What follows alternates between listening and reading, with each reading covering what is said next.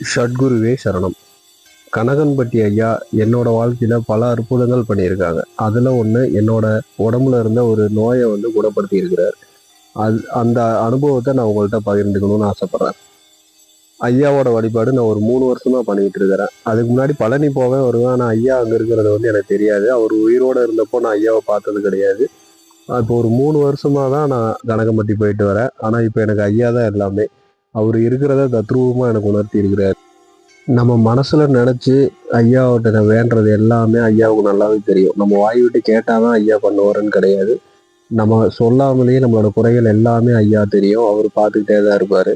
நம்ம ஒரு தடவை ஐயாவை போய் பார்த்துட்டு வந்துட்டோம், ஒரு இடத்துக்கு போயிட்டு வந்துட்டோம் அப்படின்னாவே ஐயா நம்ம கூடயே இருந்து நம்மளோட ஒவ்வொரு விஷயத்தையும் அவர் கவனிச்சுக்கிட்டே இருப்பார். அவர் சொல்ற விஷயம் எல்லாமே ஒழுக்கமா இருக்கணும், நேர்மையா இருக்கணும், உண்மையா இருக்கணும். அப்படி இருந்தாவே போதும். நமக்கு எந்த ஒரு கெடுதலும் நடக்காம ஐயா நம்ம கூடயே இருந்து பார்த்துக்குவாரு. இது என்னோட அனுபவபூர்வமா என் வாழ்க்கையில நிறைய விஷயங்கள் ஐயா எனக்கு காட்டியிருக்காரு. என் கூடயே இருக்கிறத நான் ஐயாவை உணர்ந்துருக்கிறேன். எனக்கு ஒரு ஆபத்து அப்படிங்கிறப்போ ஐயாவை கூப்பிட்டேன்னா ஏதோ ஒரு விதத்துல எனக்கு அந்த இடத்துல உதவி கிடைக்கும். நான் அதிகமா ஐயாவோட பாடல்லாம் அதிகமா கேட்டுட்டு இருப்பேன். அவரோட வாழ்க்கையே பாடலெல்லாம் பாடியிருக்காங்க. யூடியூப்ல நீங்க சர்ச் பண்ணீங்கன்னாவே நிறைய பாடல் கிடைக்கும். ஸோ அவரோட சாங்ஸ் தான் நான் அதிகமாக கேட்டுக்கிட்டே இருப்பேன். ஒரு நாள் அப்படி கேட்டுக்கிட்டே இருக்கிறப்போ என்னை அறியாமல் நான் தூங்கிட்டேன். எப்போவுமே ரெகுலராக நைட்டு ஐயாவோட பாட்டு கேட்டுட்டு தான் இருப்பேன். அது அவ்வளோ ஒரு மன நிம்மதியை கொடுக்கும். நம்ம எவ்வளோ ஒரு கவலை இருந்தாலும், நம்மளுக்கு என்ன ஒரு மனசில் ஒரு கஷ்டம் இருந்தாலும் ஐயா பாடலை கேட்குறப்போ நம்மளுக்கு அது எல்லாமே மறந்துடும். அவர் நம்ம கூடயே இருக்கிறத நம்ம உணரலாம். அப்படி ஒரு நாள் கேட்டுக்கிட்டே இருந்து நல்லா தூங்கிட்டான்.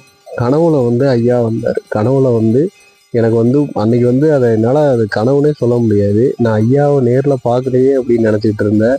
என்னோட கவலையை அன்னைக்கு ஐயா தீர்த்து வச்சாரு. எங்கள் வீட்டில் எங்கள் தோட்டத்தில் என் கூடயே ஐயா இருந்து பேசுகிற மாதிரியா ஒரு வீட்டு வாசலில் கட்டலில் ஒரு ஐயா படுத்துருக்கிறாரு. நான் அவர் பக்கத்தில் நின்றுட்டு இருக்கிறேன். அவர் படுத்துக்கிட்டே கேட்குறாரு, ஏன் சாமி நல்லா இருக்கியா, எப்படி இருக்கு அப்படின்ட்டு. எனக்கு நான் பேசிகிட்டு இருக்கேன். வந்துட்டீங்களா ஐயா, நீங்கள் இருக்கிறப்போ எனக்கு என்ன கவலை அப்படின்னு.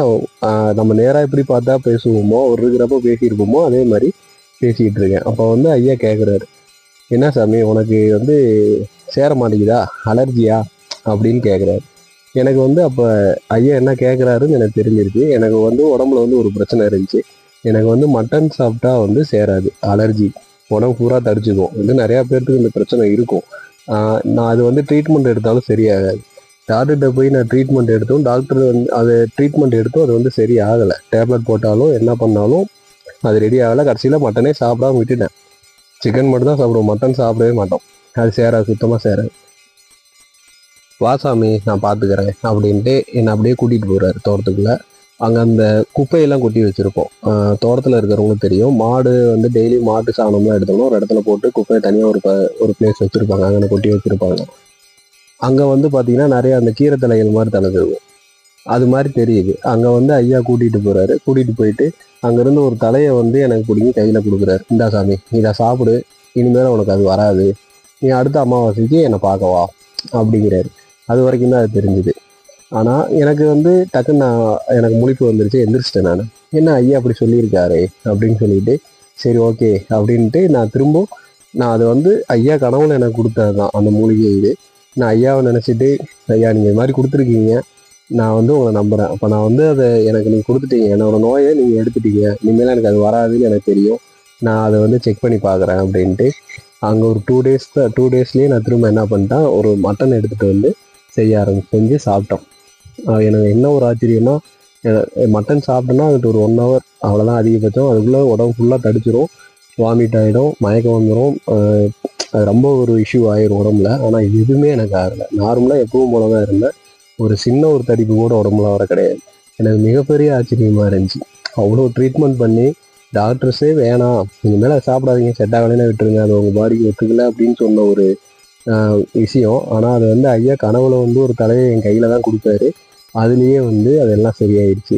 அதுவும் ஐயா நேராக எனக்கு தத்ரூபமாக காட்சி கொடுத்து நேருக்கு நேராக ஐயாவை உயிரோட்டமாக நம்ம இருக்கிறப்ப எப்படி பார்த்து பேசியிருக்கணும், அதே மாதிரி ஒரு காட்சி. அதை நான் கனவுனே இப்போ வரைக்கும் சொல்ல மாட்டேன். இது சத்தியமான உண்மை. இப்போ எல்லாமே எனக்கு ஐயா தான். ஐயாவை நம்பி இருக்கிறவங்கள ஐயா கண்டிப்பாக சொல்ல முடியாது. நான் இதுக்காக ஐயாட்ட நான் வேண்டுதல் வச்சது கிடையாது. எனக்கு இது மாதிரி உடம்பு சேர மாட்டேங்குதியா, எனக்கு அதை சரி பண்ணி கொடுங்கன்னு ஐயாட்ட கேட்டது கிடையாது. ஆனால் ஐயாவே நான் என்னோட குறையை தெரிஞ்சுக்கிட்டு ஐயாவே எனக்கு கனவுல மூலிகை கொடுத்து எனக்கு வந்து சரி பண்ணார்.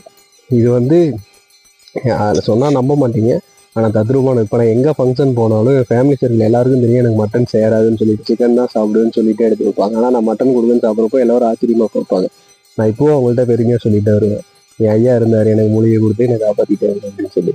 ஸோ ஐயாவை கண்டிப்பாக நம்புங்க. ஐயா இருக்கிறது உண்மை. ஐயா தான் எல்லாமே. அவர் உணர்ந்தவங்க எனக்கு மாதிரி நிறையா அதிசயங்கள் அவங்க வாழ்க்கையில் நடந்திருக்கும். நீங்கள் நல்லா நோட் பண்ணி பாருங்கள். ஐயா நம்ம கூடயே இருப்பார். என் கனவுல வந்து ஐயா கொடுத்த மூலிகை என்னோட உடம்புல இருக்கிற நோயை குணப்படுத்தி இருக்கு. இதை வந்து நம்ம எப்படி இதை நம்புவாங்களா இல்லையான்னு எனக்கு தெரியாது. ஆனால் எனக்கு வந்து நான் தத்ரூபமாக நம்புகிறேன். எனக்கு இது நடந்திருக்கு. இப்போ நான் வந்து மட்டன் சாப்பிடுவேன், எனக்கு எதுவுமே பண்ணாது. இது வந்து இல்லைன்னு எப்படி யாருமே சொல்ல முடியாது. நானே சாட்சி ஐயாவுக்கு. ஐயா வாழ்ந்துகிட்டு இருந்தப்போ நிறைய பேரோட குறையெல்லாம் அவர் தீர்த்து வச்சிருக்கிறாரு. அவங்க உடம்புல இருந்த நோயெல்லாம் தீர்த்து வச்சிருக்காருன்னு அவரோட புக்கில் நான் படிச்சிருக்கேன். ஆனால் எனக்கு வாழ்க்கையில அது ஐயா எனக்கு பண்ணி காட்டினாரு. அந்த பாக்கியம் எனக்கு கிடைச்சது. ஐயாவோட ஒரு குழந்தையா நான் இருக்கிறேன் அப்படிங்கிறதுல ரொம்ப சந்தோஷப்படுறேன். இப்போ எனக்கு எல்லாமே ஐயா தான். ஐயாட்ட சொல்லாமல் நான் எதுவும் பண்ண மாட்டேன். என்னோட வாழ்க்கையில எது நடந்தாலும் நான் ஐயாட்ட தான் முதல்ல சொல்லுவேன், ஐயா இது மாதிரி நீங்கள் தான் எனக்கு கூட இருக்கணும். எங்கே போனாலும் நான் ஐயாவை தான் கூப்பிடுவேன். நான் இப்போ நிறைய பேரை ஐயா கோயிலுக்கு நான் கூட்டிகிட்டு போயிட்டு இருக்கேன். கஷ்டம்னு சொல்கிறவங்களாம் இங்கே வாங்க, ஒரு தடவை வந்துட்டு வாங்க, அதுக்கப்புறம் உங்களுக்கு விருப்பம் இருந்தால் வாங்க அப்படின்னு சொல்லி கூட்டிகிட்டு போயிருக்கேன். ஆனால் நம்பாமல் வந்தவங்க நிறைய பேர் ஐயாவை சித்தர்கள்னு சொல்கிற, அவரும் நம்மளே மாதிரி மனுஷங்களாக இருந்தவங்க தானே. கடவுள் கும்பலாம் நீ சித்தரை போய் இப்படி பார்த்துட்டு இருக்கே, மனுஷங்களை போய் இப்படி சொல்லிட்டு இருக்கே அப்படின்னு சொல்லி நிறைய பேர் வந்திருக்காங்க. ஆனால் இப்போ அவங்க ஐயாவே கெதின்னு கிடக்குறாங்க. அவங்களுக்கு அவ்வளோ அற்புதங்கள் பண்ணியிருக்காங்க ஐயா. அவரோட திருவிளையாடலை யாருமே புரிஞ்சுக்க முடியாது. ஆனால் ஒரு தடவை நீங்கள் கனகம்பட்டி வந்துட்டீங்க அப்படின்னா உங்களை அறியாமே அடுத்தடுத்து வருவீங்க. அங்கே அவ்வளோ ஒரு ஈர்ப்பு இருக்குது. ஐயாவோட சக்தி அந்த அளவுக்கு இருக்குது. சித்தர்கள் உலகம் கலியுகம்னு சொல்லுவாங்க. இப்போ அந்த கலியுகத்தில் ஐயா தான் ரொம்ப வந்து மக்களை வந்து அவங்களோட கர்மாவிலிருந்து காப்பாற்றிக்கிட்டு இருக்கிறாரு. இன்னும் நிறையா சித்தர்கள் இருக்காங்க. அதில் ஐயா வந்து ரொம்பவும் எளிமையானவர். நம்ம ஒரு தப்பை பண்ணினாலும் அதை மன்னிச்சு ஏற்று நம்மளை அன்பால் வழி நடத்துவார். நீங்கள் ஐயா ஒரு தடவை வந்து வழிபட்டுட்டீங்க அப்படின்னா ஐயா நம்ம கூட இருக்கிறத நீங்கள் தத்ரூபமாக உணருவீங்க. இன்னொரு ஆச்சரியம் என்னன்னா, நீங்கள் ஐயாவை கும்பிட ஆரம்பிச்சிட்டிங்கன்னா பட்டாம்பூச்சி வடிவிலையோ இல்லை வெட்டுக்கிளி வடிவிலையோ உங்கள் வீட்டுக்கு அடிக்கடி கண்டிப்பாக வருவார். இது வந்து ஐயாவோட பக்தர்கள் எல்லாருக்குமே தெரியும், அனுபவபூர்வமாகவும் நடந்திருக்கும். என்னோட வீட்டில் ஐயா வெட்டுக்கிளியாக வந்த ஒரு வீடியோ நான் எடுத்து வச்சிருக்கிறேன், பச்சை கலரில். அது நீங்கள் அவர் வந்து என்ன பண்ணுறாரு அப்படிங்கிறத வந்து நான் உங்களுக்கு இன்னொரு வீடியோவில் நான் வந்து ஷேர் பண்ணுறேன். ஐயாட்ட உத்தரவு வாங்கணும். இந்த வீடியோவுக்கு ஐயாட்ட உத்தரவு வாங்கி தான் நான் அதை பதிவு பண்ணியிருக்கேன். அந்த வீடியோவுக்கு உத்தரவு வாங்கிட்டு போகிறேன். ஐயா வெட்டுக்கிளி உருவத்தில் எவ்வளோ அழகாக வந்து உட்காந்து அவர் அந்த தலை சீவுறதா இருக்கட்டும், இதாக இருக்கட்டும். நான் சொல்கிறது வந்து வேடிக்கையாக இருக்கலாம், ஆனால் உண்மை. நான் அந்த வீடியோ உங்களுக்கு போடுறப்போ நீங்கள் பாருங்கள், அவ்வளோ ஒரு அருமையாக இருக்கும். ஐயாவோட அதிசயங்கள்லே தனியாக இருக்கும். அவரை புரிஞ்சுக்கிட்டீங்க அப்படின்னா அவரை விட்டு உங்களால் வெளியில் போகவே முடியாது. ஐயா தான் எல்லாமே. இன்னும் நிறையா அற்புதங்கள் ஐயா என் வாழ்க்கையில் பண்ணியிருக்காங்க. அது ஒவ்வொன்றையும் நான் ஒரு பதிவாக உங்களுக்கு நான் தெரியப்படுத்துகிறேன். உங்கள் வாழ்க்கையிலையும் ஐயா உங்களுக்கு நடந்த அதிசயத்தை இதில் வந்து நீங்கள் பதிவு பண்ணலாம். அதை படிக்கிறப்போ மற்றவங்களும் பார்த்து ஐயாவோட மகிமையை தெரிஞ்சுக்குவாங்க. மனசு ரொம்ப கஷ்டமாக இருக்கிறப்போ கனகம்பட்டி போயிட்டு வாங்க. பழனிசாமி ஐயாவோட இடத்துக்கு நீங்கள் போயிட்டு வந்தீங்க அப்படின்னாவே நம்மளோட கவலைகள் வந்து குறைய ஆரம்பிச்சிடும். நீங்கள் அங்கே போகிறப்பயே தெரிஞ்சுக்கலாம். அங்கேருந்து நீங்கள் வரப்போ சந்தோஷமாக தான் வருவீங்க. நம்ம என்ன பிரச்சனைக்காக போகிறோமோ அந்த பிரச்சனை வீட்டுக்கு வர்றதுக்குள்ளே தீர்ந்த விஷயங்களாக இருக்குது. படிப்படியாக அந்த பிரச்சனையை கரைச்சிட்டு வர ஐயா. நம்ம அந்த இடத்துக்கு போயிட்டோம் அப்படின்னாவே நம்மளோட தடைகள் எல்லாமே விளங்கிடும், நம்மளோட கெட்ட நேரம் விளங்கிடும். ஐயா பார்த்துப்பாரு. நம்ம ஐயாவோட குழந்தைகளாகிடலாம். நம்ம அங்கே போகிறதுக்கு பல தடைகள் வரலாம், ஆனால் அந்த தடைகளை தாண்டி நம்ம அங்கே போகிறோமா அப்படிங்கிறத ஐயா சோதிப்பாங்க. நம்ம எந்த தடை வந்தாலும் எல்லாத்தையும் தாண்டி நீங்கள் ஐயாவை போய் பார்த்துருங்க. என்ன கஷ்டம் இருந்தாலும் நம்மளோட கர்மா என்னவா இருந்தாலும் ஐயா வந்து அதை பார்த்துப்பாரு. கணக்கு பண்ணுறேன்டா சாமி அப்படின்னு அடிக்கடி சொல்லுவார். என்னோட கணக்கு யாருக்கும் புரியாதுடா சாமினும் ஐயா அடிக்கடி சொல்லியிருக்காரு. ஸோ கணக்கம்பட்டி போயிட்டு வந்துட்டோம்னா நம்மளோட கணக்குகள் எல்லாத்தையுமே ஐயா சரி பண்ணிடுவார்.